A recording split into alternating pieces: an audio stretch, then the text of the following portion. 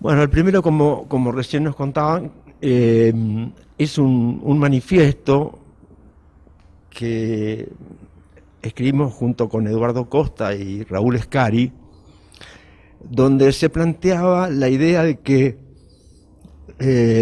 la preeminencia que estaban tomando los medios masivos de comunicación en la sociedad, esto desde el 66,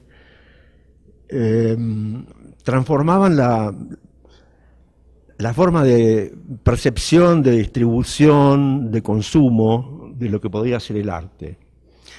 Y lo que nos planteábamos era la idea de que no era necesario hacer una obra en una galería o un happening en la calle o lo que fuera, porque finalmente todo eso iba a parar a un artículo de un diario, a un canal de televisión, a un noticiero, ¿no es cierto? Entonces, las personas que realmente recibían el producto del artista lo hacían a través de los medios, o sea, de una forma mediada, no de una forma directa. Entonces, la idea fue esa idea un poco tonta, ¿no? Que es, elimina el intermediario. Entonces, ¿para qué hacer un cuadro si uno directamente puede contar ese cuadro de alguna manera en un medio y llegar a través de eso? Bueno, el primer trabajo que hicimos fue, además de este manifiesto un poco sesudo, fue inventar la existencia de un happening que construimos con personajes que eran atractivos para los medios, que tenían una resonancia mediática, y contamos un relato, y esta falsedad, digamos, se convirtió en algo real, ¿no? Algo que era inventado, que en última instancia, como todo es inventado, esto también era un invento que se realizó, que se hizo real, ¿no es cierto? Aunque no había sucedido. Entonces lo que hacíamos era tomar fotos en distintas situaciones y darle una unidad narrativa. Bueno, todos los personajes que están acá son personajes que ustedes no conocen, por supuesto, pero que eran actores, bailarinas, en fin, escritores, y cada uno de ellos era invitado a inventar también qué participación habían tenido en ese happening. Este fue otro trabajo colectivo que, no sé, con el tiempo van adquiriendo este tipo de trabajos, van adquiriendo un espesor que quizás no lo tenían en su momento y no se entendía muy bien, pero era una forma de lo que se llama ahora, o se suele decir, deconstrucción, ¿no es cierto? Era la deconstrucción del happening. Nosotros nunca hicimos happenings, que hay una gran confusión, porque justamente nosotros usamos el happening para deconstruirlo. En este caso lo que hicimos fue tomar de las revistas de arte los relatos de happenings importantes de artistas como Oldenburg, por ejemplo, o Karol Schneemann. Lo tradujimos bajo la típica ideología del happening, que es la generación de una situación con un elemento de proximidad, de inmediatez y de azar. En esto que hacíamos nosotros no había nada de eso, era justamente una cosa totalmente elaborada y que nosotros no habíamos hecho. Simplemente lo que hacíamos era tomar de los medios de comunicación esas descripciones del happening y después ponerlas en escena, O sea, lo convertimos en un guión, que es lo peor que le puede pasar a un happening, que es tener guión. Esto lo convierte en una obra de teatro. Y manteníamos, digamos, los elementos de, digamos, no escénicos. Se hacía en un garage, después toda la gente se movía, iba a otro lugar, donde tal vez hacían otras cosas, alguien leía, etc. En este caso, por ejemplo, se usaba, o sea, nosotros deliberadamente quisimos usar ese elemento un poco escandaloso que tenía el happening hace 50 años, ¿no es cierto? Que era lo que pensaban muchas personas que no conocían bien la cuestión, que pensaban que el happening era una especie de orgía, ¿no es cierto? Un elemento amoral, no artístico, digamos, ¿no es cierto?, sino típico de una juventud desbandada, una juventud fuera de eje, ¿no? Esto se hacía, para ponerle un contexto mínimo, ¿no es cierto? En el 66 se produce el anteúltimo golpe militar en la Argentina. Un golpe militar que dura desde el 66 hasta el 72. Bueno, después con otro artista, con Sergio Abelo, inventamos una forma de salir del ámbito de la discoteca. Lo que debía ser un lugar de libertad, un refugio, se había convertido en todo lo contrario. Y lo que hicimos fue buscar en el ámbito de la ciudad espacios donde se pudieran hacer fiestas, donde se pudieran abrir a la música, al baile, y, digamos, con el máximo de libertad posible. Y los encontramos en una tradición cultural de la ciudad de Buenos Aires muy importante, que son lo que se llaman clubes barriales, ¿no? Es una tradición que viene de las primeras décadas del siglo XX, en que los inmigrantes formaban bibliotecas públicas o lugares de reunión. En general eran extranjeros, muchos socialistas, anarquistas, y encontramos este club que se llama exactamente así, Club Social, Deportivo y Cultural Eros, que parece mentira, porque parece que se hubiera inventado eso, ¿no? Pero no es así, y el club existe todavía, aunque lamentablemente muy arruinado, en pleno Palermo, o sea, un barrio que se ha vuelto muy chic, y se extendió como una especie como un reguero por toda la ciudad, muchos grupos que tomaban los clubes de barrio y hacían cada uno su propia fiesta. Esto fue un fenómeno de los principios de los 90.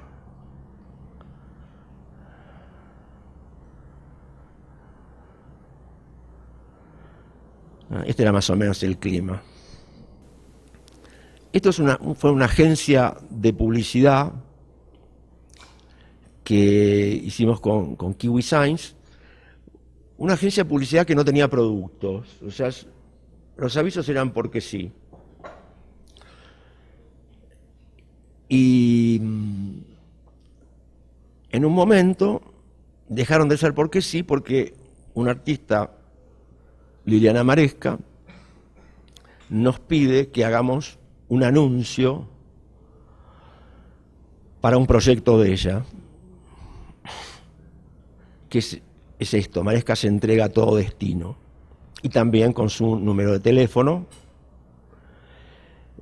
Y ella respondía a los llamados telefónicos y hacía una entrevista con la persona que la llamaba, que fueron siempre hombres,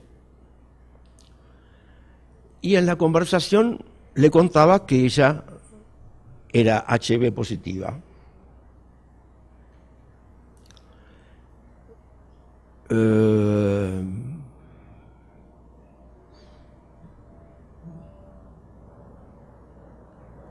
Esta es otra acción que es que también hicimos con esta agencia, pero ya que iba teniendo un contenido, ¿no es cierto?, el tema del HIV, y que eran unas remeras que las planeamos para que la usaran figuras mediáticas, figuras muy conocidas, en programas de televisión, en entrevistas, etc. No tuvimos mucho éxito, salvo este caso, ¿no es cierto?, de Andrés Calamaro, que la usó en un concierto muy grande. Esto es una participación colectiva, como ven ahí la enorme cantidad de gente, en la Bienal de San Pablo, número 29, que estaba dedicada a arte y política. A mí personalmente el tema de arte y política es una cosa que me produce mucha desconfianza.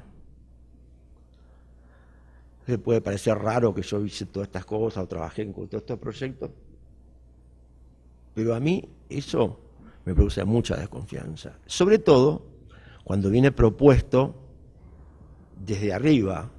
No es que alguien espontáneamente, porque le mueve, ¿no es cierto?, pero cuando es una institución, como puede ser la Bienal de San Pablo, y dice, bueno, ahora ustedes tienen que ahora hablar de arte y política. ¿Y por qué tengo que hablar de arte y política? Porque a ustedes se les ocurre. Entonces, bueno, mandé 2 proyectos que los rechazaron, y después mandé un tercer proyecto que lo aceptaron, que sí era política, porque justamente 2 semanas después de que se inaugurara la Bienal, iban a haber las elecciones donde resultó electa Dilma Rousseff. Entonces hicimos en el espacio, digamos, de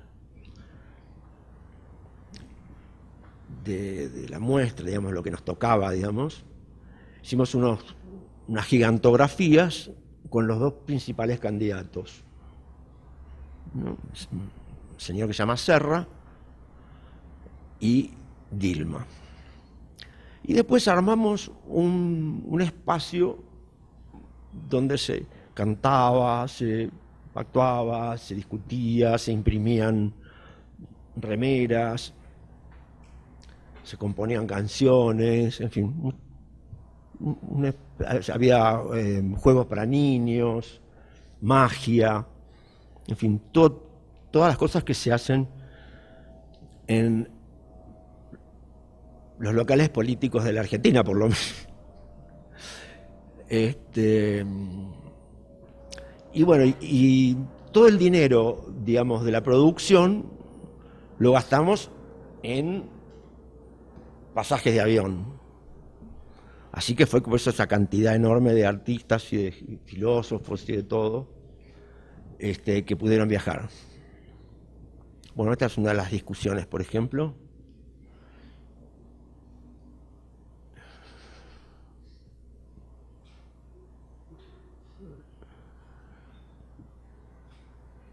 La gente sacaba la remera y se imprimía, siguiendo la técnica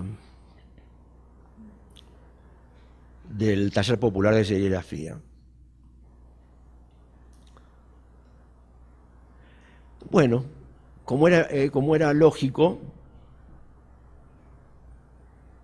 estaba prohibido lo que estábamos haciendo nosotros. Y entonces esa obra fue cerrada con papel, la taparon. Y nosotros después seguimos haciendo cosas en nombre de otra candidata que se llamaba Vilma.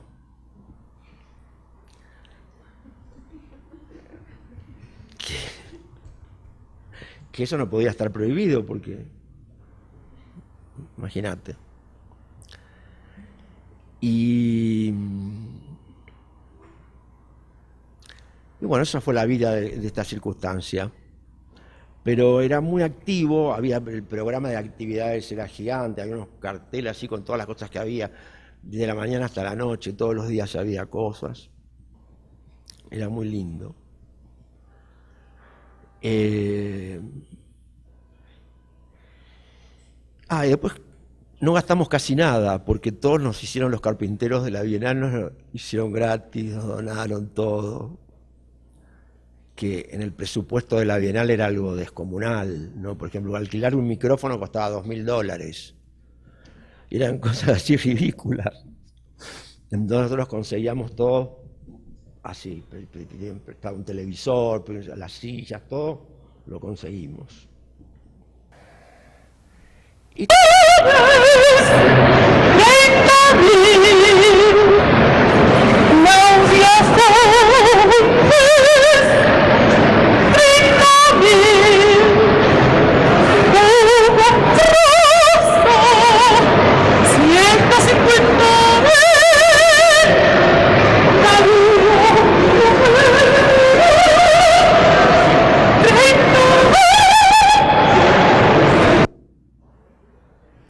bueno, esta es la Feria de Arte de Buenos Aires, Arteba, y nosotros hicimos esta intervención o participación, que es un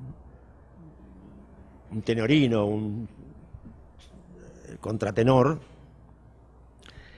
que va nombrando a los artistas que están en la muestra y después dice un número que podría ser el precio, ¿no? Pero al mismo tiempo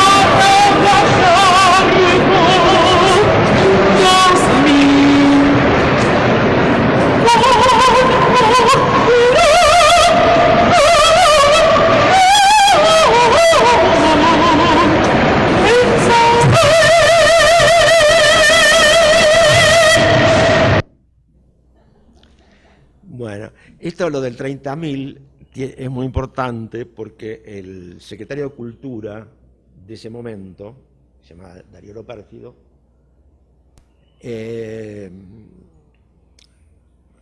cometió la imbecilidad de declarar ante la prensa que los desaparecidos en Argentina no eran 30.000.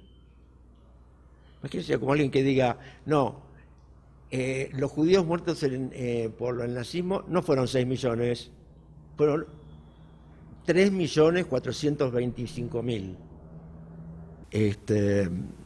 Entonces van a ver que el tenor dice los números, y dice, ok, cada tanto dice Darío Lopérfido, 30.000.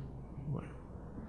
Este es un trabajo que venimos haciendo con Alejandro Ross, que yo se lo mencioné antes, un diseñador gráfico, que tenemos un dúo, hacemos un dúo que hacemos lo que se llama Art Fair Activism. O sea, somos activistas de ferias de arte.